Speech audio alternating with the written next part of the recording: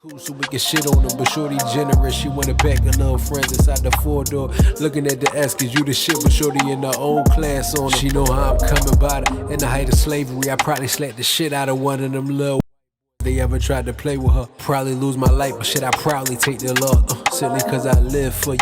I love you like one of my kind, let it cake, you know I care for you. Think I'm funny, anything to put a smile on you, shorty. Shorty such a queen, she got me singing Elvis like the king. I can't help falling in love with something like that. What's going on, y'all? It's your main man 5, and I'm back with another video for y'all. So today I want to dedicate this video to Anthony. He emailed me maybe about a month or so ago, and this is something that I've been meaning to get around to, but it's always a perfect time. Shout out to Anthony. He reached out to me just to let me know that, you know, he's been going through some life transitions and just having a rough time adjusting to new environments. And he was just saying how much he appreciated the channel and the topics that we talk about. And that's really the main point of me doing these reactions with you guys. So we can really sit and just have conversations about things that are bigger than any of our small differences. Things that are bigger and connect us all as people, mental health issues, and all of the topics that we get a chance to speak about. But I wanted to take a chance to dedicate this video to Anthony. He reached out to say that, and he also gave me a few recommendations for some things.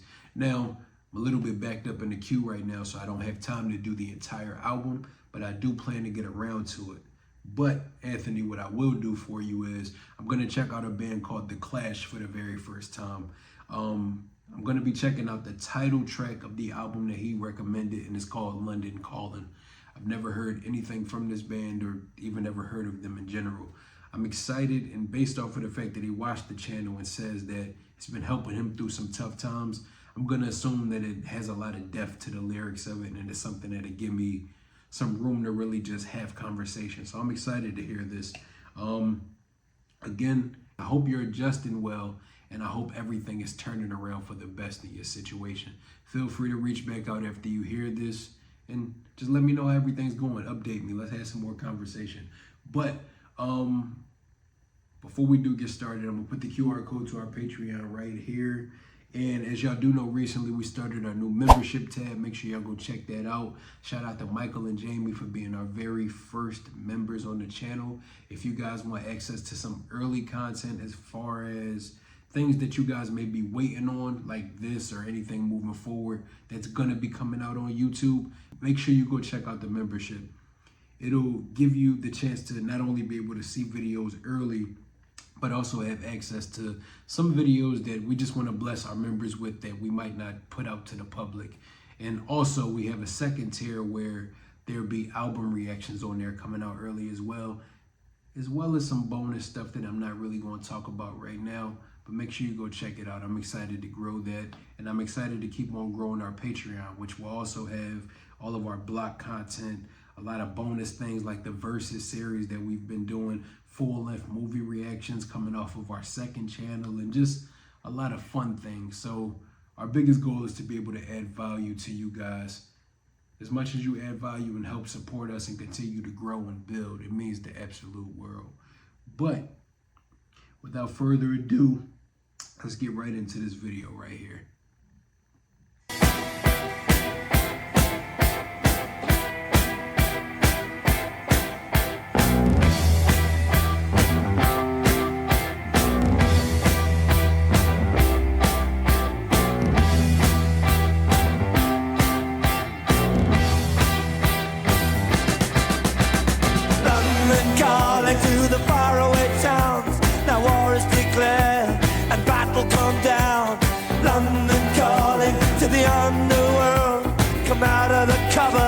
You boys and girls, London calling. Now don't look to us. Phony Beatlemania has bitten the dust. London calling. See, we ain't got no swing except for the rain and the crunch of thing. The ice age is coming, the sun's zooming in. Meltdown expected, the wheat is going thin. Engines stop running, but I have no fear, 'cause London is drowning. I live by the river, imitation zone. Forget it, brother, you can go it alone. London calling to the zombies of death. Quit holding out and draw another breath. London calling, and I don't wanna shout, but while we were talking, I saw you nodding out. London calling, see we ain't got no hide, except for that one with the yellowy eyes. The ice age is coming, the sun's zooming in, engines stop running, the wheat is going through a nuclear error. But I have no fear, cause London is drowning. I live by the river.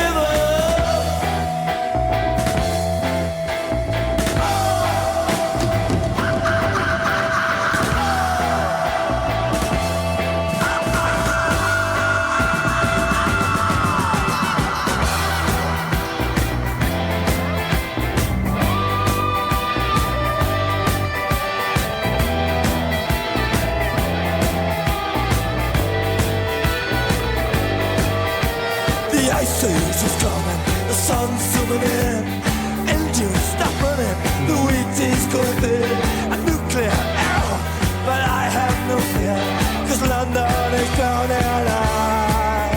I live by the river.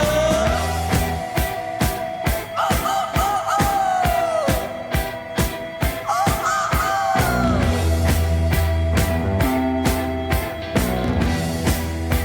Now get this. London calling, yes, I was there too. And you know what they said? Well, some of it was true. London calling at the top of the dial. And after all this, won't you give me a smile? London calling.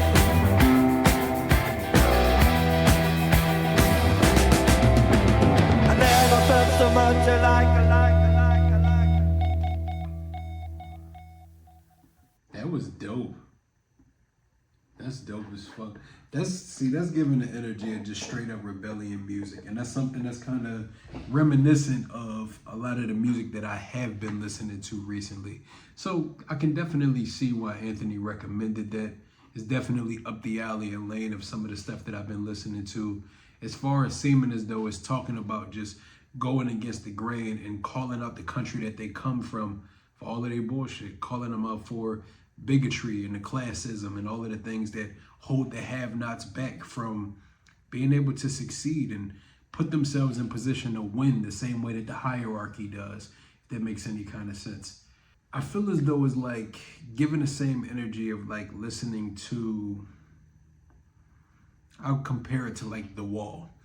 And what I mean by that is, I'm assuming that The Clash is from the UK as well. I'm assuming since they're making a song about London, they're coming from London. I don't think that's too crazy.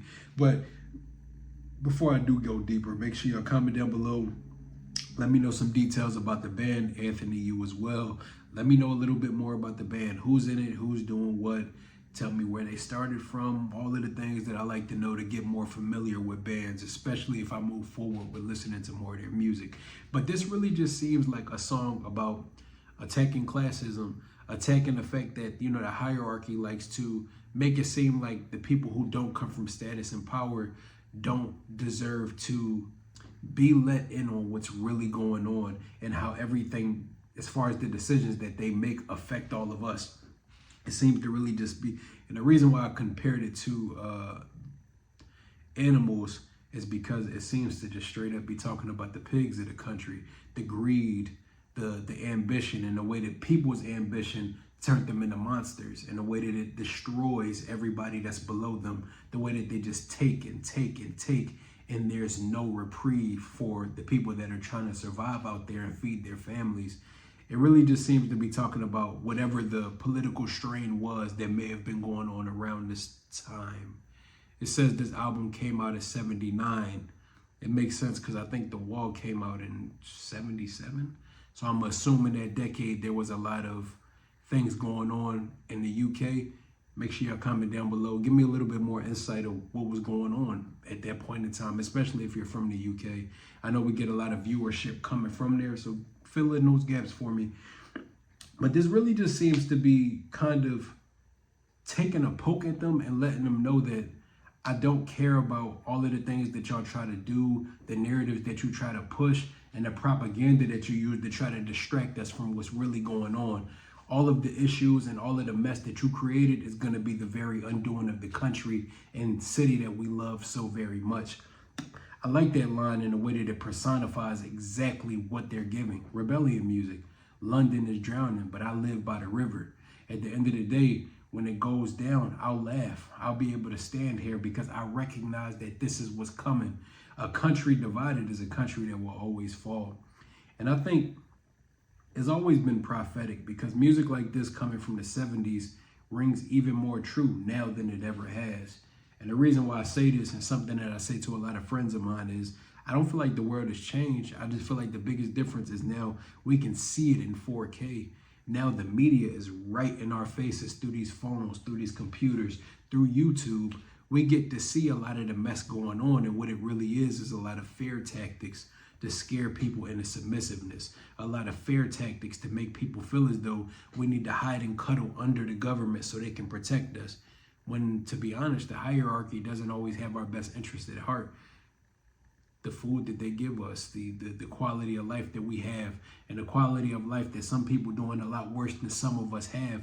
Like in America right now, you see, you know, that's not an argument that I want to have with people, but for the people that may be disabled and that are living off of disability, or they need food stamps to be able to feed their children, with those benefits getting cut off because of the government shutdown, that doesn't affect the people that have money and status.